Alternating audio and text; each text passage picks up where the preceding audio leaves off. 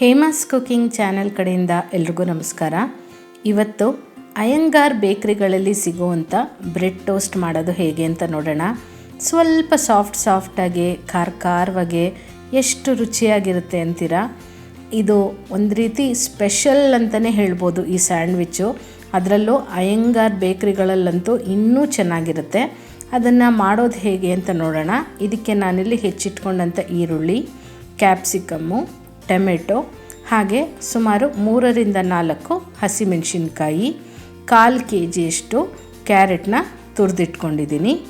ಈಗ ಒಂದು ಪ್ಯಾನನ್ನು ಬಿಸಿಗಿಟ್ಟು ಅದಕ್ಕೆ ಸುಮಾರು 2 ಟೇಬಲ್ ಸ್ಪೂನಷ್ಟು ಎಣ್ಣೆ ಹಾಕ್ಕೋಬೇಕು. ಎಣ್ಣೆ ಕಾಯ್ತಾ ಇದ್ದಂಗೆ ಸಾಸಿವೆ ಹಾಕ್ಕೋಬೇಕು. ಸಾಸಿವೆ ಸಿಡಿದ ಮೇಲೆ ಹಸಿಮೆಣಸಿನ್ಕಾಯಿನ ಹಾಕ್ಕೊಂಡು ಹಸಿಮೆಣಸಿನ್ಕಾಯಿನ ಸ್ವಲ್ಪ ಫ್ರೈ ಮಾಡ್ಕೋಬೇಕಾಗತ್ತೆ. ಈ ರೀತಿ ನಾವು ಫ್ರೈ ಮಾಡ್ಕೊಂಡಾಗ ಏನಂದರೆ ಎಣ್ಣೆಗೆ ಖಾರ ಚೆನ್ನಾಗಿ ಬಿಟ್ಟಿರುತ್ತೆ, ಮೆಣಸಿನ್ಕಾಯಿ ಕೂಡ ಗರಿಗರಿಯಾಗುತ್ತೆ.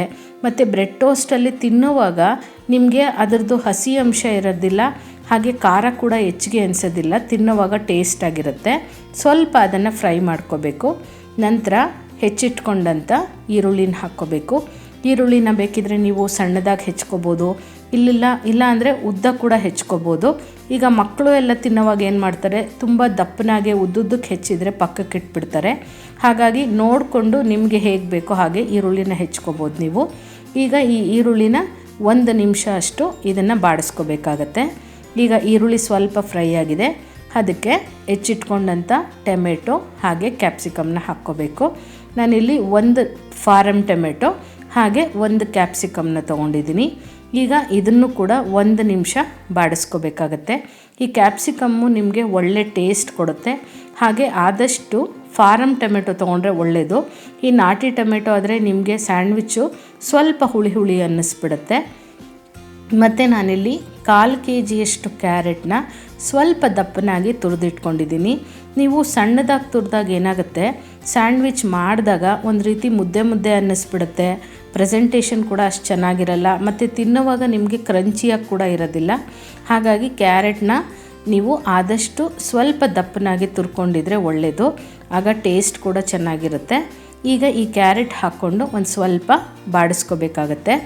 ಏನಂದರೆ ಈ ತರಕಾರಿಗಳೆಲ್ಲದೂ ನಿಮಗೆ ಸ್ವಲ್ಪ ಕ್ರಂಚಿಯಾಗಿದ್ದಷ್ಟು ಟೇಸ್ಟ್ ಚೆನ್ನಾಗಿರುತ್ತೆ. ತುಂಬ ಕೂಡ ಫ್ರೈ ಮಾಡ್ಕೊಳ್ಳೋ ಅವಶ್ಯಕತೆ ಇಲ್ಲ. ಈಗ ಇದಕ್ಕೆ ಏನೇನು ಮಸಾಲೆಗಳು ಬೇಕೋ ಅದನ್ನೆಲ್ಲ ಸೇರಿಸ್ಕೊಳ್ಳೋಣ. ಸ್ವಲ್ಪ ಫ್ರೈ ಆಗ್ತಾ ಇದ್ದಂಗೆ ಈಗ ನೀವು ಹಸಿಮೆಣಸಿನ್ಕಾಯಿ ಹಾಕಿಲ್ಲ ಅಂತ ಅಂದರೆ ನೀವು ಅಚ್ಚ ಖಾರದ ಪುಡಿನ ಹಾಕ್ಕೋಬೋದು. ಇಲ್ಲ ಅಂದರೆ ಸ್ವಲ್ಪ ಅಚ್ಚ ಖಾರದ ಪುಡಿ ಹಾಗೆ ಹಸಿಮೆಣಸಿನ್ಕಾಯಿ 2 ಕೂಡ ಹಾಕ್ಕೋಬೋದು. ನಾನಿಲ್ಲಿ ಹಸಿಮೆಣಸಿನ್ಕಾಯಿ ಪ್ರಮಾಣ ಸ್ವಲ್ಪ ಜಾಸ್ತಿ ಹಾಕಿರೋದ್ರಿಂದ ಕೆಂಪು ಮೆಣಸಿನ ಪುಡಿನ ಹಾಕ್ತಾಯಿಲ್ಲ. 1/2 ಸ್ಪೂನಷ್ಟು ಅರಿಶಿನ ಹಾಕ್ಕೊಳ್ಳಿ. ಜೊತೆಗೆ 1 ಸ್ಪೂನಷ್ಟು ಗರಂ ಮಸಾಲ ಹಾಕ್ಕೋಬೇಕು. ಗರಂ ಮಸಾಲ ನಿಮಗೆ ಈ ಟೋಸ್ಟಲ್ಲಿ ಒಳ್ಳೆ ಟೇಸ್ಟ್ ಕೊಡುತ್ತೆ. ಜೊತೆಗೆ 1/4 ಸ್ಪೂನಷ್ಟು ಜೀರಿಗೆ ಪುಡಿ ಹಾಕ್ಕೋಬೇಕು. ಕೆಲವರು ಜೀರಿಗೆನ ಕೂಡ ಹಾಕ್ಕೋತಾರೆ, ಆ ರೀತಿ ಕೂಡ ಹಾಕ್ಕೋಬೋದು. ಇಲ್ಲಾಂದರೆ ಜೀರಿಗೆ ಪುಡಿ ಕೂಡ ಹಾಕ್ಕೋಬೋದು. ಈಗ ನೋಡಿ ಮಸಾಲೆ ಎಲ್ಲ ಹಾಕಿದ್ದಾಗಿದೆ. ಲಾಸ್ಟಲ್ಲಿ ಇದಕ್ಕೆ ಒಂದು 1/2 ಸ್ಪೂನಷ್ಟು ಚಾಟ್ ಮಸಾಲಾನ ಸೇರಿಸ್ಕೋಬೇಕು. ಈ ಚಾಟ್ ಮಸಾಲ ಹಾಕೋದ್ರಿಂದ ನಿಮಗೆ ಸ್ವಲ್ಪ ಹುಳಿಯಾಗಿ ಒಂದು ರೀತಿ, ಇವಾಗ ಚಾಟ್ಸ್ ಎಲ್ಲ ತಿನ್ನುವಾಗ ನಿಮಗೆ ಫ್ಲೇವರ್ ಇರುತ್ತಲ್ಲ, ಆ ರೀತಿ ಚೆನ್ನಾಗಿರುತ್ತೆ. ಹಾಗೆ ರುಚಿಗೆ ತಕ್ಕಷ್ಟು ಉಪ್ಪನ್ನು ಹಾಕ್ಕೊಂಡು ಈ ಎಲ್ಲದನ್ನು ಸ್ವಲ್ಪ ಚೆನ್ನಾಗಿ ಮಿಕ್ಸ್ ಮಾಡಿಕೊಂಡು ಗ್ಯಾಸ್ನ ಲೋ ಫ್ಲೇಮ್ನಲ್ಲಿ ಇಟ್ಕೊಂಡು ಫ್ರೈ ಮಾಡ್ಕೋಬೇಕು. ನೆನಪಿರಲಿ, ತುಂಬ ಕೂಡ ಬೇಯಿಸ್ಕೊಳ್ಳೋದು ಬೇಡ. ಈ ಮಾಡ್ತಾ ಇರೋವಂಥ ಈ ಕ್ಯಾರೆಟ್ ಪಲ್ಯ ನಿಮಗೆ ಬ್ರೆಡ್ ಜೊತೆಗೆ ಅಂತ ಅಲ್ಲ, ಚಪಾತಿ ಜೊತೆಗೆ ಕೂಡ ಚೆನ್ನಾಗಿರುತ್ತೆ. ಚಪಾತಿ ಜೊತೆಗೆ ತಿನ್ಬೋದು, ಕೆಲವ್ರಿಗೆ ದೋಸೆ ಜೊತೆಗೂ ಇಷ್ಟ ಆಗುತ್ತೆ.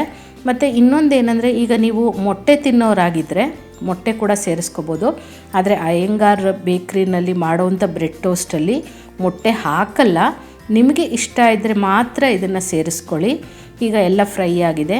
ಲಾಸ್ಟಲ್ಲಿ ಇದಕ್ಕೆ ಕೊತ್ತಂಬರಿ ಸೊಪ್ಪು ಹಾಕ್ಕೊಂಡು ಮಿಕ್ಸ್ ಮಾಡ್ಕೋಬೇಕಾಗತ್ತೆ. ನೋಡಿ ಎಷ್ಟು ಬೇಗ ಟೋಸ್ಟಿಗೆ ಬೇಕಾದಂಥ ಕ್ಯಾರೆಟ್ ಪಲ್ಯ ರೆಡಿಯಾಗಿದೆ.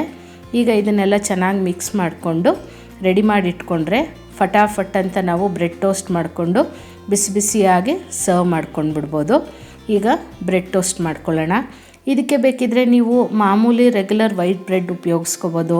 ಇಲ್ಲ ನಾವು ಸ್ವಲ್ಪ ಡಯಟ್ ಕಾನ್ಷಿಯಸ್ಸು, ಮೈದಾ ಎಲ್ಲ ತಿನ್ನಲ್ಲ ಅನ್ನೋರು ಬೇಕಿದ್ದರೆ ವೀಟ್ ಬ್ರೆಡ್ ಕೂಡ ಹಾಕ್ಕೋಬೋದು.